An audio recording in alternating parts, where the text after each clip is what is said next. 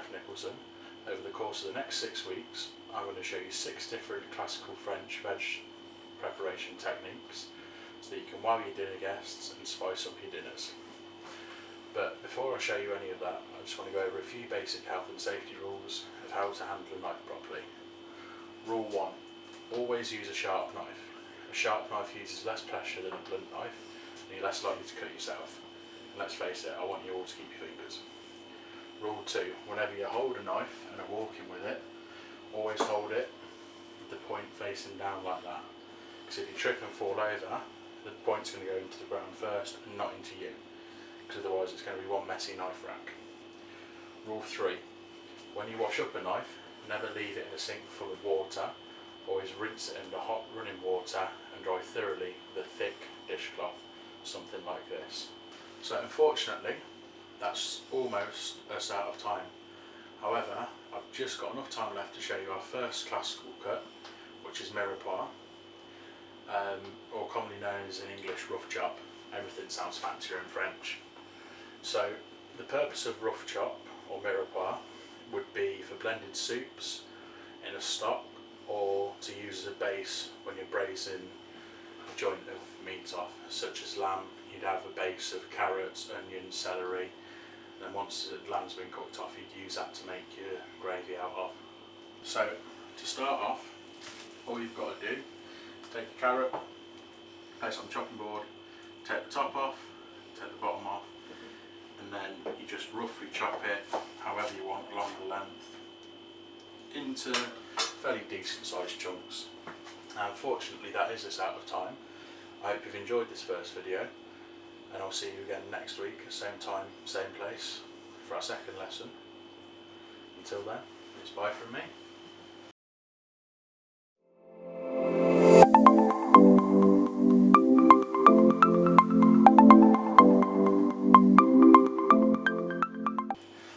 Hello there, welcome back to Veg Prep 101. I'm your host, Chef Nicholson.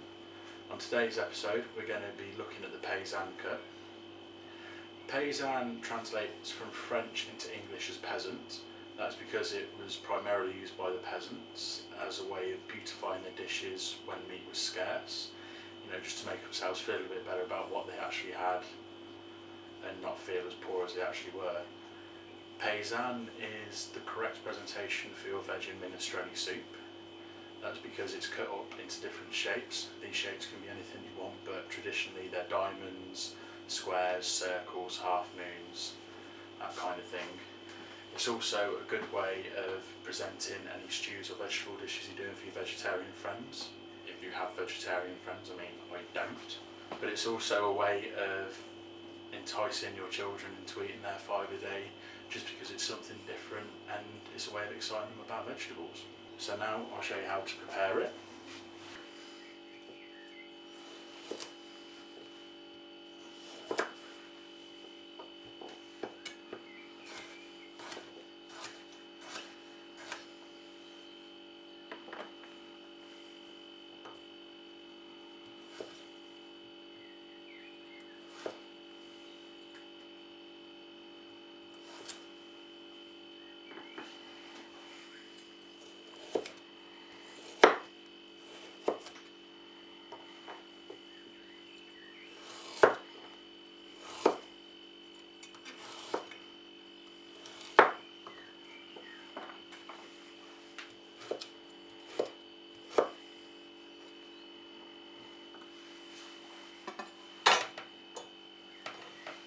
Thank you for watching the second tutorial in our series. I hope you've enjoyed it as much as I have making it, and hopefully I'll see you again next week where we'll be doing the jardinier cut. See you again same time, same place next week.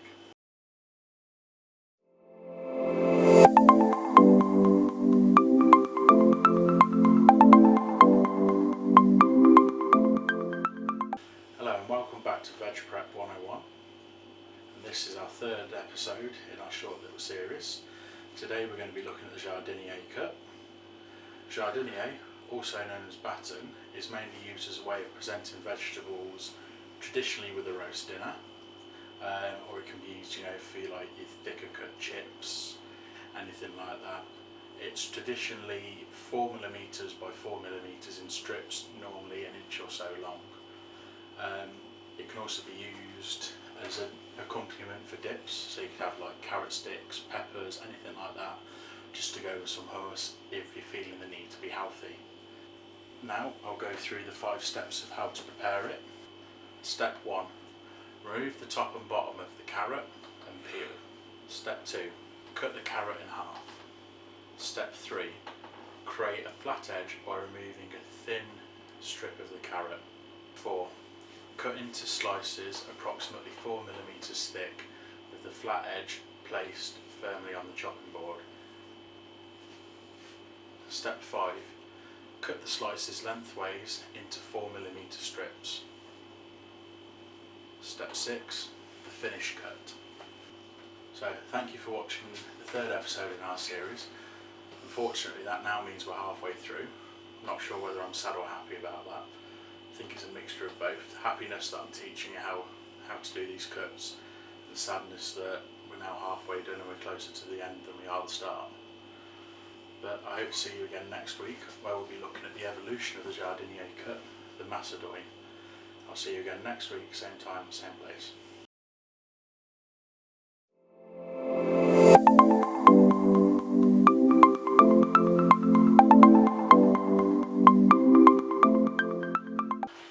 Hello, and welcome back to Veg Prep 101.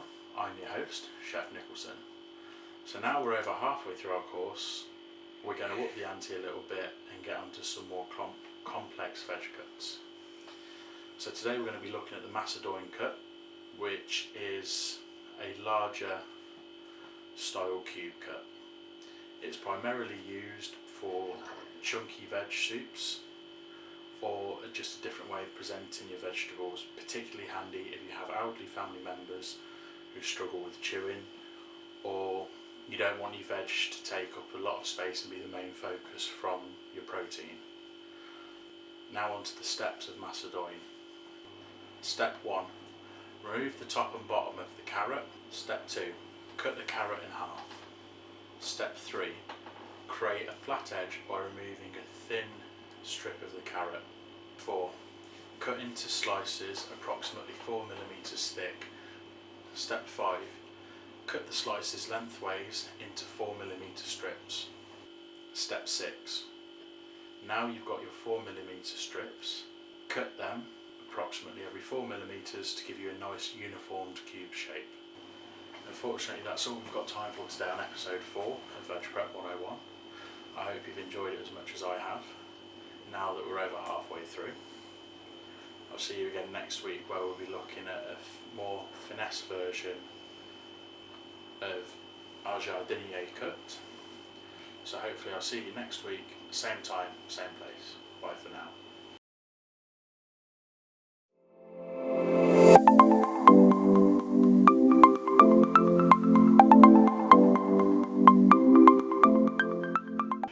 Hello, and welcome to episode 5 of Veg Prep 101 with me, your host Chef Nicholson. On today's episode we're going to be looking at the julienne cut, which is a more finesse version of the jardinier cut. Julienne is also known as matchstick or shoestring. Its most common use is with French fries, that's where you'll all know it from. However, a more healthier option would be to use it in coleslaw or stir fries, something like that. Now we're going to go over the 5 steps of julienne. Step 1. Remove the top and bottom from your carrot. Step 2. Cut the carrot in half. Step 3. Create a flat edge. Step 4. Cut the carrot into slices approximately 2mm thick. Step 5. Cut these slices into strips approximately 2mm thick. This is now the finished cut. So this concludes episode 5 of Veg Prep 101, which was our penultimate episode. I hope you'll join us again next week for our final episode, where we'll be looking at the brunoise cut. So until then, take care and I'll see you next week. Thanks for watching. Good night.